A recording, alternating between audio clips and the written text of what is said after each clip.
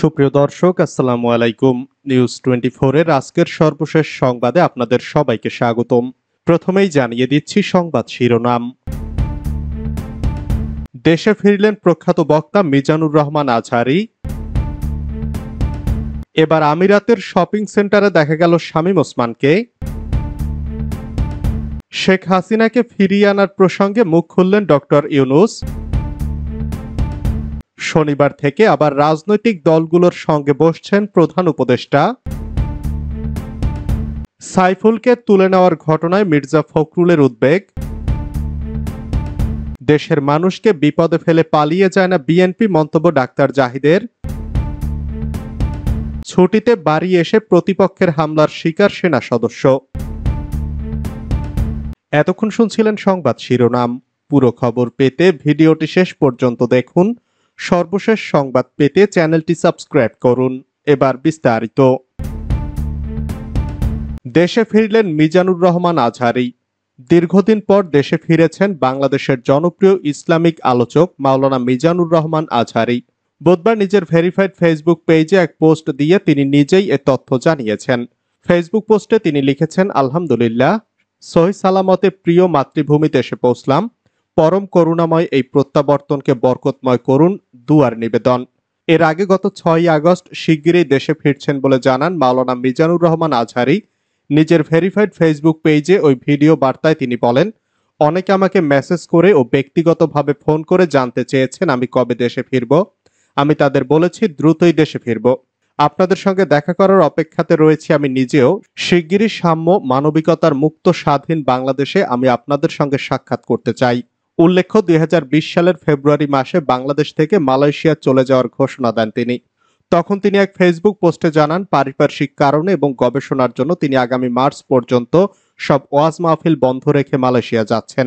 তিনি লিখেন, পারিপার্শ্বিক কিছু কারণে এখানেই এবছরের তাফসির প্রোগ্রামের ইতি টানতে হচ্ছে, তাই মার্চ পর্যন্ত আমার বাকি প্রোগ্রামগুলো স্থগিত করা হলো। রিসার্চের কাজে আবারও মালয়েশিয়া ফিরে যাচ্ছি। আল্লাহ রাব্বুল আলামিন সুযোগ করে দিলে আবারও দেখা হবে ও কথা হবে ইনশাল্লাহ। এবার আমিরাতের শপিং সেন্টারে দেখা গেল শামীম ওসমানকে। ছাত্র জনতার অভ্যুত্থানে আওয়ামী লীগ সরকারের পতনের পর বিভিন্ন উপায়ে দেশ থেকে পালিয়েছেন সাবেক মন্ত্রী, এমপি সহ দলটির অনেক নেতাকর্মী। তাদের মধ্যে আছেন নারায়ণগঞ্জের আলোচিত সাবেক সংসদ সদস্য শামীম ওসমান। ভারত হয়ে এখন তিনি সংযুক্ত আরব আমিরাতে অবস্থান করছেন বলে জানা গেছে। মঙ্গলবার আরব আমিরাতের আজমান সিটি সেন্টারে তাকে দেখা গেছে। রাত 9টায় শপিং সেন্টারটিতে তাকে ঘুরতে দেখেন প্রবাসীরা। গণমাধ্যমের খবর অনুযায়ী তার সঙ্গে বোরকা পরিহিত আরও 2 জন নারীকে দেখা গেছে। 3 জনের হাতে লাল সুতা বাঁধা ছিল। ধারণা করা হচ্ছে সম্প্রতি ভারতের নিজামুদ্দিন আউলিয়ার দরগাহ থেকে এই সুতা বেঁধেছেন তারা। প্রত্যক্ষদর্শীরা জানান, আইফোন 16 প্রো ম্যাক্স হাতে শামীম ওসমান দ্রুত শপিং মলটিতে থাকা একটি মোবাইল অপারেটর প্রতিষ্ঠানে যান। এ সময় তিনি মলের ভেতরে থাকা বাংলাদেশিদের ছবি তুলতে বারণ করেন। শেখ হাসিনাকে ফিরিয়ে আনার প্রসঙ্গে মুখ খুললেন ডক্টর ইউনূস। ছাত্র জনতার গণ অভ্যুত্থানে গত 5 আগস্ট প্রধানমন্ত্রীর পদ থেকে পদত্যাগ করে ছোট বোন শেখ রেহানাকে সঙ্গে নিয়ে দেশ ছেড়ে ভারতে চলে যান শেখ হাসিনা। তিনি এখন ভারতে অবস্থান করছেন। ভারত থেকে শেখ হাসিনাকে বাংলাদেশে ফিরিয়ে আনার বিষয়ে নিয়ে ভয়েস অব আমেরিকার সঙ্গে কথা বলেছেন অন্তর্বর্তী সরকারের প্রধান উপদেষ্টা ডক্টর মোহাম্মদ ইউনূস। শুক্রবার জাতিসংঘের সাধারণ পরিষদে দেওয়া ভাষণ শেষে যুক্তরাষ্ট্রের নিউ ইয়র্কে ভয়েস অব আমেরিকা বাংলাকে দেওয়া একান্ত সাক্ষাৎকার দেন তিনি। মঙ্গলবারের সাক্ষাৎকার প্রকাশ করে ভয়েস অব আমেরিকা।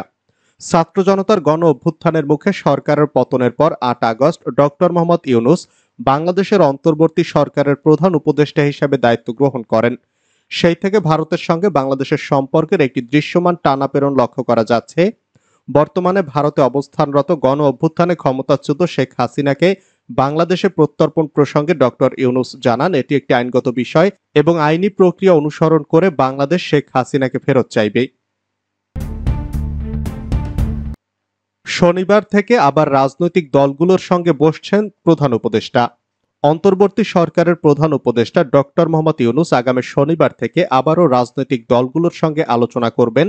সেখানে উপদেষ্টারাও উপস্থিত থাকবেন। প্রধান উপদেষ্টার প্রেস সচিব শফিকুল আলম আজ বুধবার সন্ধ্যায় রাজধানীর ফরেন সার্ভিস একাডেমিতে আয়োজিত এক সংবাদ ব্রিফিংয়ে এ সিদ্ধান্ত জানিয়েছেন। প্রেস সচিব বলেন ৮ আগস্ট অন্তর্বর্তী সরকার গঠনের পর ইতোমধ্যে ২ দফায় উপদেষ্টা পরিষদের সঙ্গে রাজনৈতিক দলগুলোর প্রতিনিধিদের সভা হয়েছে। এরই চলমান প্রক্রিয়ায় শনিবার থেকে আবারও নতুন দফায় আলোচনা শুরু হবে। দেশের প্রধান দলগুলোর সঙ্গে এই আলোচনা হবে। শফিকুল আলম বলেন, এ আলোচনার মুখ্য বিষয় হবে ৬ সংস্কার কমিশনের কাজের অগ্রগতি সম্পর্কে রাজনৈতিক দলগুলোকে অবহিত করা। এছাড়া দেশের আইনশৃঙ্খলা পরিস্থিতি নিয়েও কথা হবে এবং তাদের পরামর্শ নেওয়া হবে। ২ থেকে ৩ দিনের মধ্যে সংস্কার কমিশন গঠিত হবে বলে আশা প্রকাশ করেন প্রেস সচিব শফিকুল আলম। সাইফুলকে তুলে নেওয়ার ঘটনায় মির্জা ফখরুলের উদ্বেগ। দেশে গুমের শিকার পরিবারগুলোর সংগঠন মায়ের ডাকের সমন্বয়ক সানজিদা ইসলাম ও বিএনপি নেতা সাজেদুল ইসলাম সুমনের ভাই সাইফুল ইসলাম শ্যামলকে তুলে নিয়ে যাওয়ার ঘটনায় উদ্বেগ জানিয়েছেন বিএনপির মহাসচিব মির্জা ফখরুল ইসলাম আলমগীর। আজ বুধবার গণমাধ্যমে পাঠানো এক বিবৃতিতে এই উদ্বেগের কথা জানানো হয়। প্রসঙ্গত, রাজধানীর শাহিনবাগে তাদের বাসা থেকে গত সোমবার বেলা ২:৩০টার দিকে সেনা সদস্যরা তার ভাই সাইফুলকে তুলে শেরেবাংলা নগর এলাকার সেনা ক্যাম্পে নিয়ে যান। বিকেল ৫টায় তাকে আবার বাসার সামনে নামিয়ে দিয়ে যান। সেদিনই আন্তঃবাহিনী জনসংযোগ পরিদপ্তর থেকে পাঠানো এক প্রেস বিজ্ঞপ্তিতে বলা হয়, সাইফুলের বিরুদ্ধে চাঁদাবাজির অভিযোগে তাকে জিজ্ঞাসাবাদের জন্য নেওয়া হয়েছিল। তার পরিবারের পক্ষ থেকে এ অভিযোগ অস্বীকার করা হয়েছে। সাইফুলকে তুলে নেওয়ার ঘটনার প্রতিবাদ জানিয়ে দেওয়া বিবৃতিতে বিএনপির মহাসচিব বলেন, প্রায় ১ যুগ আগে গুম হয়েছেন বিএনপি নেতা সাজেদুল হক সুমন। গুম হওয়ার পর তার পরিবার মানসিকভাবে বিপদগ্রস্ত, আতঙ্কগ্রস্ত। গুম হওয়ার এত বছর পর আবারও গত ৩০ সেপ্টেম্বর সেনাবাহিনীর পরিচয় তাদের বাড়িতে অভিযান চালিয়ে সাজেদুল হকের ভাই সাইফুল ইসলামকে তুলে নিয়ে যাওয়ার ঘটনায় পরিবারটি আতঙ্কিত হয়ে পড়েছে। মির্জা ফখরুল বিবৃতিতে অভিযোগ করেন, অভিযান পরিচালনাকারীরা মায়ের ডাকের সমন্বয়ক সানজিদা ইসলাম তুলি সহ পরিবারের সদস্যদের সঙ্গে গালিগালাজ ও চরম অশালীন আচরণ করেন। তারা বাসার ছোট শিশুর সঙ্গেও অমানুষের মতো আচরণ করেন। বর্তমানে দেশ পতিত আওয়ামী ফ্যাসিস্ট সরকারের নির্দয় শাসন শোষণ থেকে মুক্তি পেলেও সাইফুল ইসলামকে বাড়ি থেকে উঠিয়ে নিয়ে যাওয়ার ঘটনায় দেশবাসী শঙ্কিত হয়ে পড়েছে। মির্জা ফখরুল বলেন, এই পরিবারকে হয়রানি করা মানে বিপদগ্রস্ত একটি পরিবারের সঙ্গে রসিকতা। বিগত আওয়ামী সরকারের আমলে দায়ের করা মিথ্যা মামলায় নির্যাতিত সাইফুল ইসলাম, তিনি রাজনীতির সঙ্গে জড়িত না হলেও কোন অপরাধে তাকে তুলে নিয়ে যাওয়া হলো তা আমাদের বোধগম্য নয়। প্রশাসনে এখন আওয়ামী লীগের দোসররা বহাল তবিয়তে কাজ করছে বলেই দেশে নতুন করে শুরু হয়েছে ষড়যন্ত্র ও অনৈতিক কর্মকাণ্ড। বিএনপি মহাসচিব বলেন, এসব আওয়ামী দোসরকে চিহ্নিত করে ব্যবস্থা নিতে ব্যর্থ হলে এর দায় অন্তর্বর্তী সরকারের উপর পড়বে। ফ্যাসিস্ট আওয়ামী শাসক গোষ্ঠীর নির্মম দুঃশাসন থেকে মুক্ত হয়ে জনজীবনে যে স্বস্তির বাতাস বইছে সেটিকে নির্মূল করতেই এ ধরনের ঘৃণ্য ঘটনা ঘটানো হচ্ছে, যা খুবই উদ্বেগজনক। দেশের মানুষকে বিপদে ফেলে পালিয়ে যায় না বিএনপি, মন্তব্য ডাক্তার জাহিদের।